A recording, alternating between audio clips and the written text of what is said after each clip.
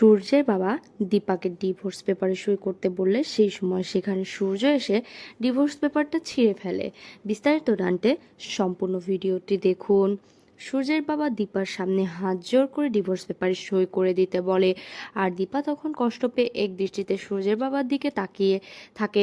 এরপর দেখা যায় দীপা বলে ওঠে, বাবা এটা আপনি কি বলছেন? আমি ডাক্তারবাবুকে ডিভোর্স দিতে পারবো না, আপনি আমাকে ক্ষমা করুন। এই কথা শুনে সূর্যের বাবা বলে ওঠে, দীপা, দরকার হলে আমি তোমার পায়ে ধরছি, তুমি তবুও আমার ছেলেকে ডিভোর্স দাও, তুমি এই পেপারটাতে সই করে দাও।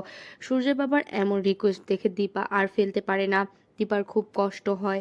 কষ্ট পেয়ে সে কাগজে সই করতে যাবে, সেই সময় সেখানে হাজির হয় সূর্য।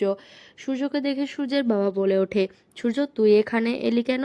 আর দীপাকেও সঙ্গে সঙ্গে সূর্যর দিকে তাকিয়ে বলে ওঠে, ডাক্তারবাবু আপনি এখানে এসেছেন, আমি জানতাম আমাদের কেউ আলাদা করতে পারবে না। এই কথা বলে সঙ্গে সঙ্গে দীপা সূর্যের কাছে ছুটে যায়।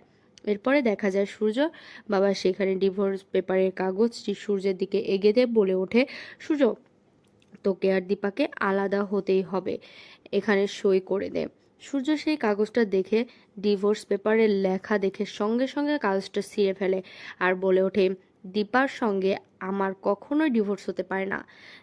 দীপা আমার ওয়াইফ, তুমি এখান থেকে চলে যাও, আমি এখানে দীপার কাছে থাকবো। এই কথা শুনে সূর্যের বাবা অবাক হয়ে যায়। সেই সময় সোনা সেখানে চলে আসে, আর সোনা তার বাবাকে এমনটা করতে দেখে অনেক রেগে যায়, আর দীপার উপরে রাগ দেখিয়ে তাকে ধাক্কা মেরে সরিয়ে দিতে যাবে। সেই সময় সোনা হাড় সূর্য ধরে ফেলে আর সোনার গায়ে ঠাস করে চড় বসিয়ে দিলে বলে ওঠে, বেয়াদব হয়েছো, তুমি তোমার মায়ের গায়ে হাত দাও, এক্ষুনি এখান থেকে চলে যাও, আমি এখান থেকে আমার স্ত্রীর কাছে থাকবো, আমি তোমাদের কারোর কথা শুনতে চাই না।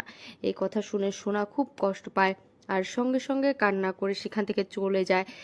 তা ভিউয়ার্স, সূর্য যদি দীপার পাশে এসে দাঁড়ায় আর সঙ্গে থাকতে চায় তাহলে আপনাদের দেখতে কেমন লাগবে? আপনাদের মতামত কমেন্টে জানান।